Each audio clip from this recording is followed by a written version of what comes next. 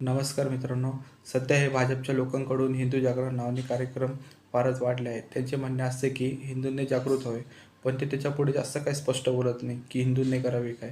त्यांचे म्हणणे असते की हिंदूंनी जागृत व्हावे आणि धर्मरक्षणासाठी हातात शस्त्र घ्यावे. यांची सत्ता येऊन 11 वर्ष झाले मित्रांनो, तरी हे अजून धर्माला धोक्याच्या बाहेर काढू शकले नाही. आश्चर्याचं म्हणजे हे हिंदुत्ववादी म्हणून सत्तेत आले आणि हे लोकांना सांगू राहिले की तुम्ही आता धर्मरक्षणासाठी हातात शस्त्रे घ्यावी. मित्रांनो, यांनी कधी हिंदूच्या आरोग्यावर, हिंदूंच्या बेरोजगारीवर कधी प्रश्न विचारले आहे का? एखादा हिंदू दुसऱ्या हिंदूवर अत्याचार करतो, त्याच्याशी काही बोलले आहे का?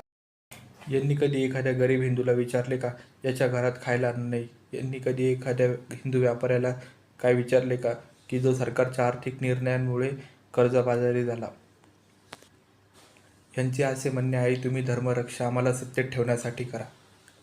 यांना आम्ही पण मदत केली असती जरी असे म्हटले असते की हिंदूंनो जागे व्हा आणि विज्ञान आणि तंत्रज्ञानात क्रांती घडवून आणा. हिंदूंनो जागे व्हा आणि उद्योगधंद्यात मुसंडी मारा. हिंदूंनो जागे व्हा आणि एखादी स्पेसिक्स सारखी कंपनी तयार करा. हिंदूंनो जागे व्हा आणि ऑलिम्पिकमध्ये गोल्ड मेडल घेऊन या. हिंदूंनो जागे व्हा आणि अमेरिका आणि चीनला मागे टाका. हे असे बोलले असते तर यांना सगळ्यांनी मदत केली, पण यांना हिंदूंना जागे ठेवायचे आहे, त्यांना सत्तेत राहण्यासाठी. धन्यवाद. जय हिंद, जय भारत.